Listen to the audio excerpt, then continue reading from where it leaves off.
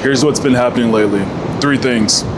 First, the Chicago Sun-Times has been tracking grocery prices in Chicago since December. They're up and likely to keep climbing. Next, 4 CTA Red Line stations have reopened in the north side with upgrades and accessibility improvements.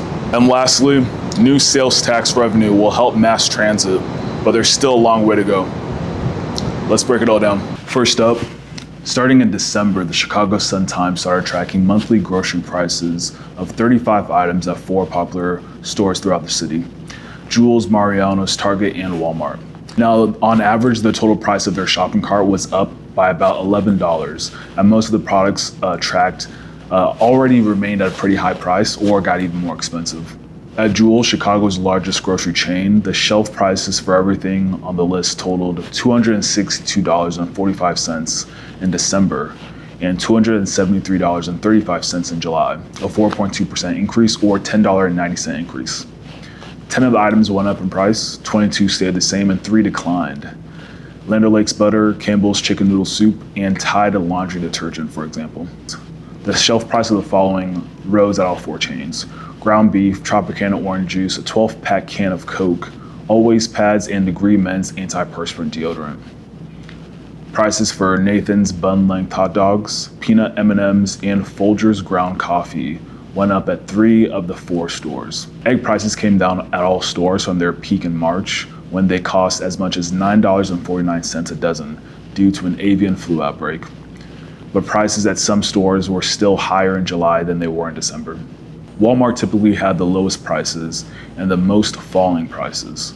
For the 31 items they were able to compare online between December and July, 10 went up in price, 15 stayed the same, and 6 declined, for a net increase of $3.97. 4 CTA Red Line stations reopened on Sunday on the north side with digital and accessibility upgrades after being closed since 2021. The L is set once again to stop at Argyle, Bryn Mawr, Lawrence, and Berwyn stations. The 4 stations, all built more than a century ago, were upgraded as part of the first phase of the CTA's $2.1 billion Red and Purple Line modernization project that started in 2019. Since they were closed in 2021, work has been done to make several improvements. Expansions and digital screens have been added so riders can track trains, for example, and also improvements were made for accessibility. These include putting in benches on each platform, elevators, and escalators at main entrances. Additionally, overhead canopies and new turnstiles and fare machines were added as well. They will also feature artwork from 5 Chicago artists to reflect the neighborhoods around the 4 stations. Lastly, the Taxpayers Federation of Illinois and the Regional Transportation Authority agreed that a change to Illinois' sales tax law will net the RTA an additional $150 million this year and another $225 million next year. That money will drastically reduce the impact of the looming $770 million fiscal cliff, which begins in January 2026.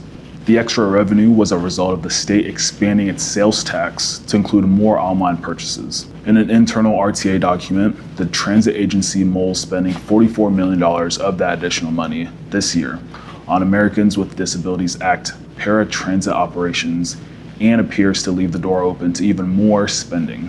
Several months ago, the RTA claimed that its paratransit costs contributed $239 million to the looming $770 million deficit because the state only kicked in $10 million to the federally required program that provides heavily subsidized rides to people with disabilities who cannot use fixed transit. The RTA has been receiving a huge amount of federal dollars since the pandemic, but that money runs out at the end of this year.